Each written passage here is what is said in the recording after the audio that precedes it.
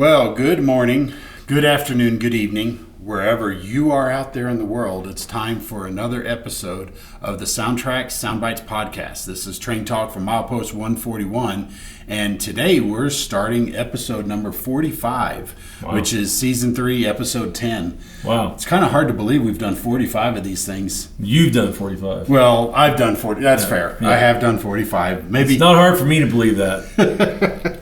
Well, I used to just watch them. Now I'm in them. So now this is what we need to do. Yeah. We need to think about like some sort of a contest giveaway for episode 50 since we're coming up. Right. This will give you guys some reason to tune back in and check it out and see what we got coming. Well, hopefully you are tuning in. So yeah. We'll keep them on the line. Keep bringing along. Right.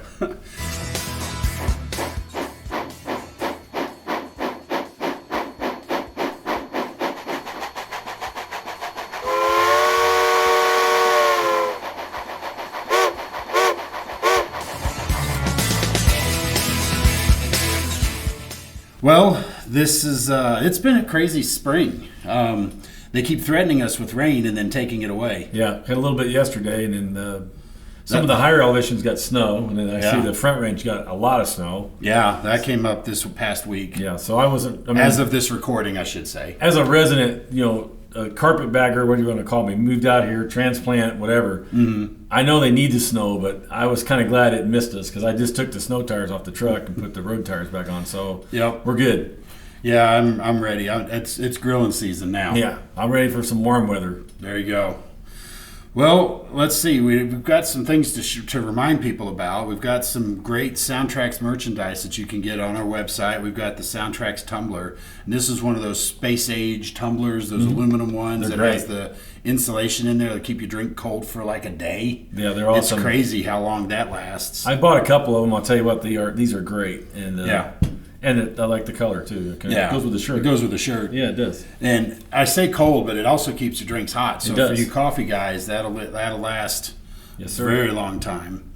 And then, of course, we have our SoundTraxx dog. Who wouldn't be great without our SoundTraxx dog? Now, this is a mock-up of our mascots that are here at the office every day, Nancy's dogs, and you'll notice there's a brown and a white, which she has one of each. Right. So that way it'll be a combination of the two of those. So these are, selling well, but they're, there's a few left on the shelf. So if you're interested, make sure you get your dog and your tumbler here before too long, because then that way you can have that for your collector's item. Yeah, Mother's Day's coming up, so it wouldn't be a bad thing to get for, throwing your basket or your gift basket. Actually, of course, then again, as of this recording, it'll be past Mother's Day. Right. Because Mother's Day is this coming weekend as of this recording. Oh, that's right. Yeah. Oh. Well, it would have been a great, like maybe next time Mother's Day gift. There you go, stash up. So, well, anyway, and then we've got some other stuff, like we've got our Christmas ornament, which I didn't bring here with us, and so we've got some other stuff that can show off our gifts. So all this is available on our website, and I know we also just launched a new rewards program on our website too. So if you purchase direct from SoundTraxx.com, those dollars go to points, and the more points you get, the more money you get back on your next order. And we call them Sound Bucks, don't we? Sound Bucks, exactly. Yep. So be sure to check that out. If you're not already registered on our website, be sure to do that so you can get your rewards, because the more you buy, the more you save later on. Right. So great program. Well, one of the things for those of you guys watching on video, you'll notice that there's no trains on the track. Yeah. And it's not that we've been slackers. We're working on stuff, and I know you've been working on that Jeep 15. You've been talking about it for 6 months. Right. Well, I repainted it, and I went back and did some revisions to it, and there'll be some pictures. We'll have some pictures and stuff showing here for those of you watching the video.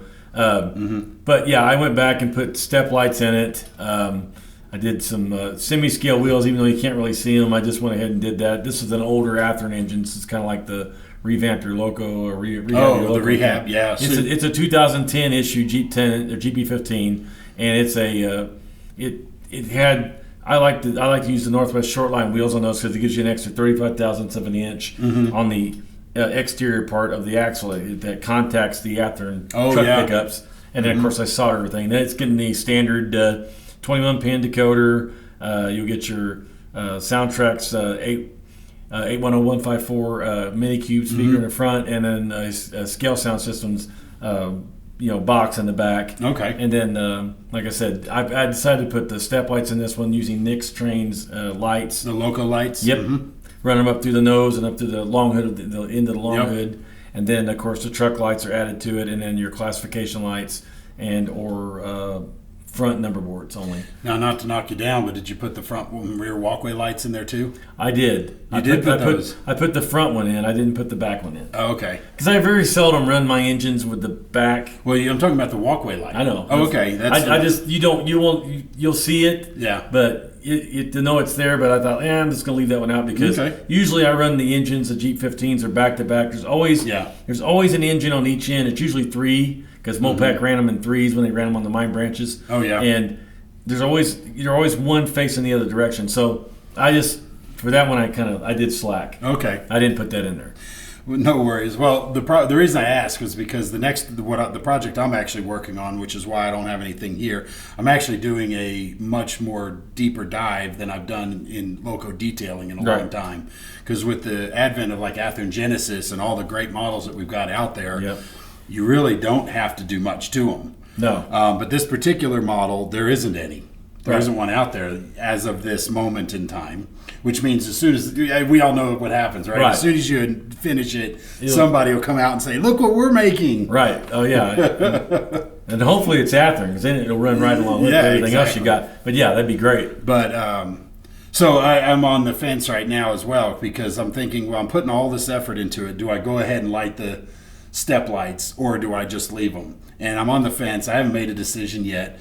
But go ahead and put them in there. Yeah, but I was looking at and the walkway end lights, but the reason I'm veering away from that is because all the rest of my Mopac stuff doesn't have it. Right. As soon as I have it, now I don't want to run the other stuff. Right. So that's why I'm probably not going to do it. And that's a good point because like on these 3 that I decided to do it on, these are all undecks. Mm-hmm. So these are going to be custom paint, decals, all that stuff. And these will be the ones with the step lights. So they'll always run together. Yep. The factory ones that don't have them, the new ones, the new engines that are coming that are here, and the ones that are coming, I don't have to worry about that with them because those are all identical as well. So these 3 are built to run together. Yep. So they'll just run together as one of my mine branch setups. But these 2 of the other ones are going to be 4-stack versions of Dash 1s, and Athearn hasn't done that version yet. So but you can make one with what they put out so far. It's pretty much right out of the box accurate. You just got to add 2 stacks and then change a couple of things on the top of the hood there behind the inertial intake. You change that little access door there to the X panel door. Oh, okay. So that's pretty much it. They did a really good job, and that's why I say there's so much they've got so many high-end models out there nowadays. You almost don't even need to do a lot of this stuff. Right. But this one here, I'm kind of reinventing the wheel because I'm taking something from a long ago production, which actually held up well. We've talked about this. Yes, so it actually held up well with today's models. Right. But I stripped it down. I'm cleaning it up. I'm putting new details on there, including metal grills. I got the Plano grills on it. I've got the shutters on there as well because, of course, I have to. Yep. And I'm showing some little small detail picks. So for any of you guys watching on video, if you want to take a guess at what it is that I'm working on, leave it in the comments section below here. I know you know. Yeah, I'm not saying anything. Not this time. It's pretty neat. I can tell you guys that. It's neat, but it's something it's really cool. I'm just curious if any of you guys pick up on what I'm working on here, so that way, just out of curiosity. And then hopefully it'll be done. I don't know if I'll have it finished by the next podcast that we shoot, but it'll probably be coming up real soon. It'd be pretty far along, but it's quite a bit of work. And he's got a lot of work in it already, and it looks great. Yeah. So, as of this recording, I just need one more part to show up, and this is the wire grabs that go in. The part that I'm getting is a nut bolt washer casting that the grab iron slides into and then goes up against the body. Right. So that it's not just a hole with a wire sticking out. Right. So it fills that in nicely. You got that detail there, and also you don't have that.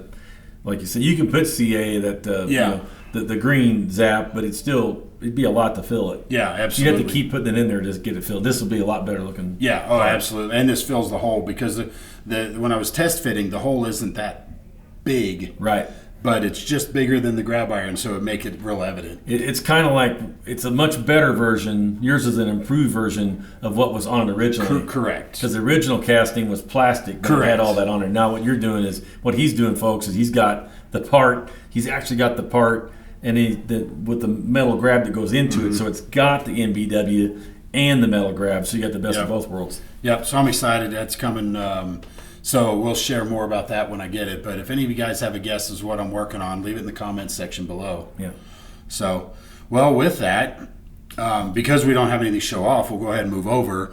Now, one of the other things that we wanted to talk about today is that, when it comes to your decoder installations, we have a lot of things that can help with you. Now, we've talked, either on this podcast or in our videos with all the aid and wiring materials that SoundTraxx offers with it. We've got wires, we've got LEDs, you've got current keepers. We may or may not have something coming up soon in that regard, speaking of. Yeah, I need to, those of you that are interested in that kind of stuff, sign up for our website updates. The newsletter. Yeah, make sure you subscribe to our newsletter and you'll know what I'm talking about here very soon. If not as soon as you sign up, but make sure you sign up to the newsletter for that. But moving on, we've got the standalone capacitor that you can use as well, which doesn't help much, but it helps a little bit. Right. And then you've got wire. You've got we have shrink tubing normally. We're out of stock on it. And some other connectors and pins and harnesses, stuff like that. So DBX 9000 for you steam engine enthusiasts. That's a great tool to use. Yeah, absolutely. Like you said, the wiring. I love the wiring that the SoundTraxx stocks, because it's got really nice. When you twist it up, it's stranded, so it's nice and flexible, and the insulation's flexible, but it's also easy to cut. And you can strip the wire back and you're tinning it. It just works great. It's better than anything else on the market. I don't know where the boss gets it, but hope she keeps getting it from the same outfit because it's good stuff. Yep. And so with all of that, that's to help you get the installation done. But like say, I know you and I do it occasionally for friends where they call up and they say, hey, I know you work here. Can you help a buddy out? Can you help me out and do some installation? So we have some other cool things. This is a installer notes card. And what this does is this allows you to make some quick notes. So like, say for example, if you selected a prime mover, you selected a horn, you did some function mapping or something on here, this is a note that you can include in the box with the model that gives you the notes of what you've done to it. And then list of function mapping, and then any other custom notes, like if you want to talk about the class lights are wired to FX3 or the ditch lights are FX3 and FX4 or whatever it is, there's a place for all of that. So you can actually get these for free at our, so if you place an order with us on our SoundTraxx website, or for the retailers out there listening or watching, just request these on your next order and we'll get these shipped out to you. So especially for the installers out there, because this is a handy little tool that you can sit there and write your notes. And put it inside the package with it, and then the customer gets it back from you. And then, of course, we also have these Tsunami 2, Econami, and Blunami installed stickers. And so these are stickers you can put on the outside of the box so you can quickly remember which decoder's put in it. This is a sheet you can order for free. Just again, if you order on our website, just put a note in there. We'd like some Tsunami 2 installed stickers, and we'll put some in there for you. Blunami installed or whatever you're purchasing. And any of the retailers or installers that are looking at this is another great thing and another free thing that we can help you with to really show your customers that you've got that professional installation. And then the last thing I've got listed over here, these are just our SoundTraxx stickers. Now, usually we take these to shows, but if anybody's interested in getting some of these, make sure you put a request in your order. We'll throw them in. Again, free. I'm not trying to sell anything there in that case. So all that stuff's free. And these will look good, like those, installers again and modelers watching. This looks good on your box, like your Scale Trains box. You can show, hey, it's been upgraded. Look at there. And you put that on there, and especially by the DCC ready ones, because this adds a little bit extra to it. Those of you like myself that likes to look at the collection and this stuff, it kind of matters to have that on there. Absolutely. And you can put more than one. Put one on the front, one on the side, wherever it is, and go from there. But anyway, they're free. Just request it when you send your order in, and we'll get some sent out to you. Right. But we try to do a lot, and I know we've talked about, especially with our customer support, being there, answering the phones, except, of course, when we're recording podcast. Right. And they were ringing just a minute ago. I heard them ringing. Yeah, But we try to be here to be able to answer any phones for you, to be able to help you with your questions, to make sure that your installations are successful the first time, so you're not trying to figure it out. We're here to help you. You've got a lot of modeling experience, especially between the two of us, and both of us are willing and able to help you out with anything you need. Just give us a shout and talk to Tom or talk to George, and we're here to help you out. Absolutely. We want to make sure you guys enjoy what you purchase, and at the same time get the most out of the decoders, because these things, a lot of times folks call in, like even myself, there are things that I'm reading, like just on Tsunami 2 alone, that I didn't even think about it, that you didn't know it could do it. We were talking about CB. What did I talk about with the Ziegler engine, the deadband? Oh yeah, it's a great way to set up and line it up with your momentum and stuff to get it looking like it's really having a hard time starting to train, or you got a lot, you need a lot of extra, oomph to get that train moving. Traction motors cranked up to and just things like that. And we were talking about, I had a guy today call in about I think it was CB212, and those things matter. And to me they matter because I want you guys to enjoy it. Because like I said, when I discovered it, I thought, wow, that's really cool. So, yeah, there's a lot of things. And even what's really cool is the fact that there's features in the decoder that, while we designed it with one idea in mind, can certainly be used for something else. Like if you go to our YouTube channel, we've talked about the alternate volume mixer, where you have a second set of volumes. So you could have a home volume, which by yourself tends to be overpowering, especially when things are turned up. Right. And then you can have club settings where your home settings you barely hear it. You're like, where is that? Right. So you can switch back and forth. But we use that